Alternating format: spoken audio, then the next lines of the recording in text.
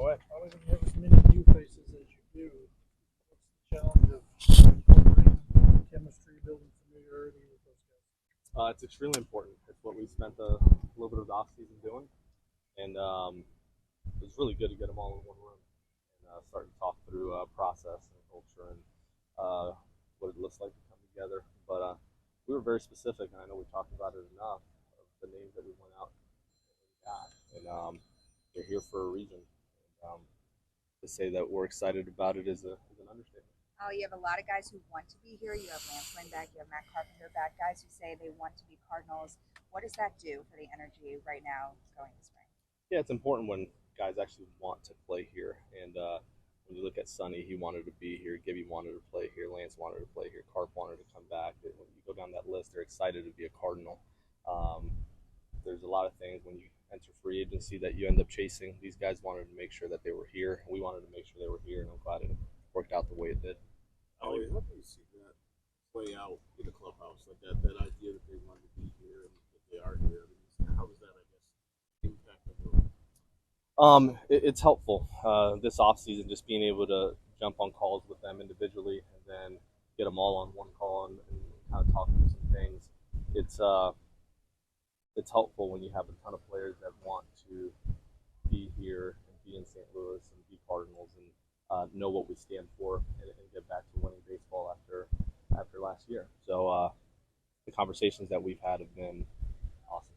You know, they being the benchmark of the first day pitchers and catchers can officially go out, starting the season, if you will.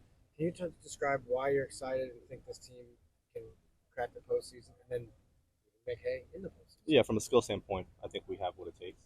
But today's day one of just attention to detail through the roof. When you talk about the fundamentals, getting back to our style of play, that starts today. It starts in the most mundane drills, but it's the attention to detail that comes with those drills and putting yourself in game situations mentally, even if it's a ton of repetitions of something that you don't want to do. But today's the start of that, and we have the right mindset going into it with the group that we have. Most said that you guys were obviously chasing experience. You wanted guys who've been there, done it before. But when you do that, you end up with guys in their mid-30s. Does age dictate maybe how you handle a pitching staff, or do you have to handle it differently with guys in their 30s? No, even though you're in your 30s, each guy's different. They bring something different to the table. So am I concerned with the age of our rotation? But no, they're not all one and the same. Oli, what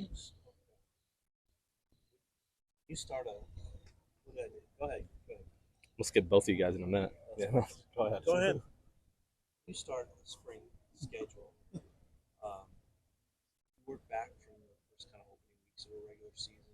How do you look at that? You're always regular season, you start with fewer off days than usual. Yeah. So is that a factor already today? It is a factor. I mean, you're also trying to plan for your opening games here with a doubleheader, right, which is unusual in itself.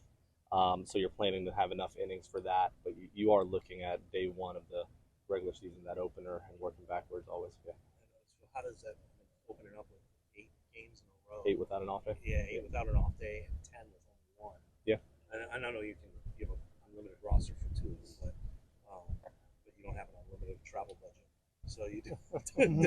You have to go with it. Yeah, there's different ways we're thinking about it internally of how we usually you want guys on a 6th day leading into kind of the beginning of the year. So there's different ways we've kind of mapped it out, and as we get closer, we'll see where we're at health-wise and make a decision.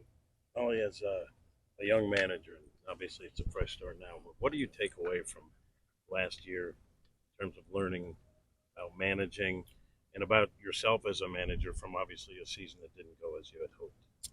No, it didn't go as we would hope, and the reality is it was very difficult. I mentioned it during winter warm-up. It definitely will test your character, and you have a lot of time during the off-season, longer off-season than I would have wanted to reflect on what you want to do differently, but sitting here and talking about it does no good.